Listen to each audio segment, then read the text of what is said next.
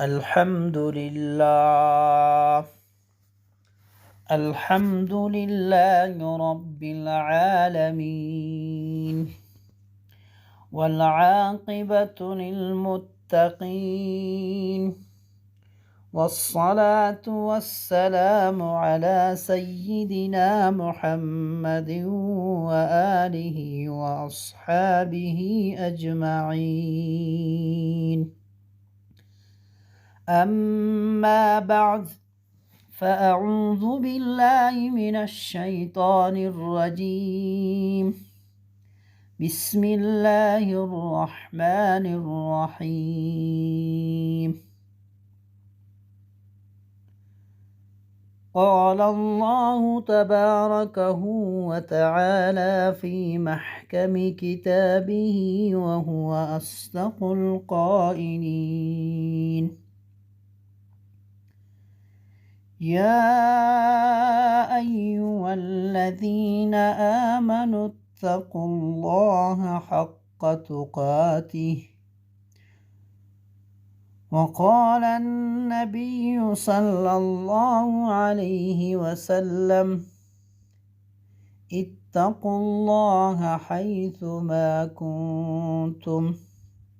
صدق الله العظيم، وصدق رسوله النبي الكريم، ونحن على ذلك لمن الشاهدين والشاكرين، والحمد لله رب العالمين.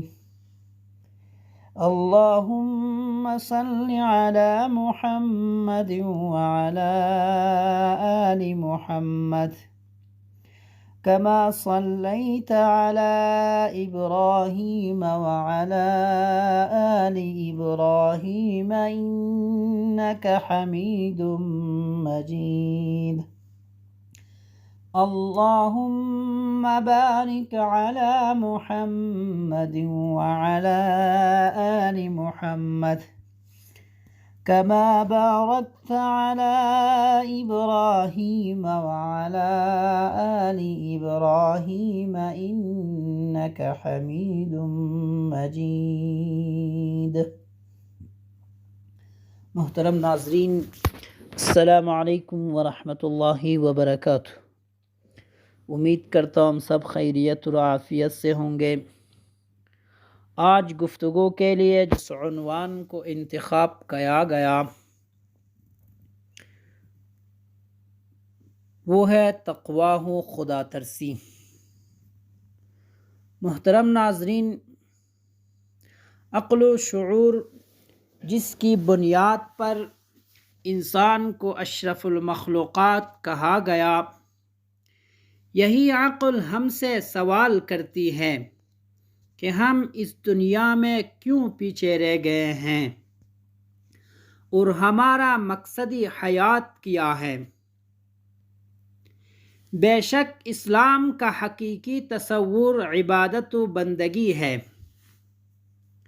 عبادت سے مراد خشوع و خضوع کے ساتھ اللہ رب العزت کی تعظیم کرتے ہوئے اس کی اطاعت و فرمان برداری کرنا ہے۔ یوں تو فرشتے بھی اللہ تعالیٰ کی عبادت کرتے ہیں، مگر نفس کے ہوتے ہوئے نفس کو مار کر اور اسے لگام دے کر اللہ کے حضور جھکنے کا لطف ہی الگ ہے، اور یہ لطف ملائکہ کے حصے میں نہیں آیا، بلکہ انسان جسے خلیفہ بنایا گیا، نفس سے نوازا گیا، اہل نفس ہونے کی بنیاد پر اسے تقویٰ اختیار کرنے کا حکم دیا، اور پھر اس کے اختیار کرنے والے کے لیے بے پناہ اجر و ثواب کی نوید بھی سنائی گئی۔ اگر تقویٰ کو عبادت کا حسن کہا جائے تو بے جا نہ ہوگا۔ محترم ناظرین، تقویٰ کیا ہے؟ اگر آسان لفظوں میں بیان کیا جائے تو انسان کا اپنے آپ کو اللہ تعالیٰ کے احکامات کی خلاف ورزی سے باز رکھنا تقویٰ ہے۔ دوسرے لفظوں میں ہر اس عمل سے خود کو روکنا جسے اللہ تعالیٰ نے ناپسند فرمایا وہ تقویٰ کہلاتا ہے۔ قرآن مجید میں ارشادی ربانی ہے، اعوذ باللہ من الشیطان الرجیم، یا ایہا الذین آمنوا اتقوا اللہ، اے ایمان والو اللہ کا تقوی اختیار کرو، اے ایمان والو اللہ کا تقوی اختیار کرو۔ سورۃ الطلاق میں تقوی اختیار کرنے والوں کو بشارت دیتے ہوئے فرمایا گیا، اعوذ باللہ من الشیطان الرجیم، ومن یتق اللہ یجعل له مخرجا ویرزقہ من حیث لا یحتسب۔ جو شخص اللہ کا تقوی اختیار کرے گا اللہ اس کے لیے راستہ پیدا کر دے گا اور اسے وہاں سے رزق عطا فرمائے گا جہاں سے اسے گمان بھی نہ ہوگا۔ تقوی اختیار کرنے کے لیے ضروری ہے کہ انسان کے ظاہر و باطن میں تضاد نہ ہو۔ عبادت میں اخلاص سے مراد کسی کے اعمال کا ہر طرح کی آمیزش اور ملاوٹ سے پاک ہونا ہے۔ اخلاص کے بغیر عبادت بے جان ہے۔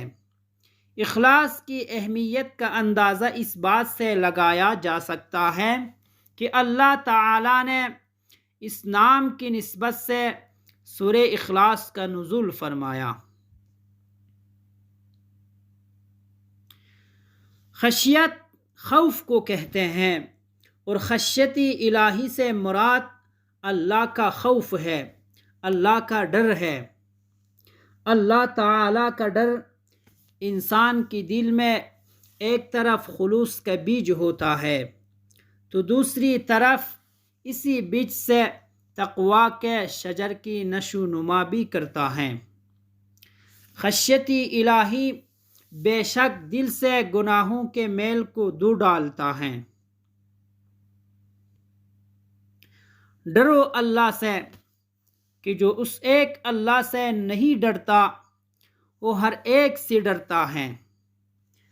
ڈرو اللہ سے کہ جو اس ایک اللہ سے نہیں ڈرتا وہ ہر ایک سے ڈرتا ہے، اور جو صرف اللہ سے ڈرتا ہے وہ پھر کسی سے نہیں ڈرتا۔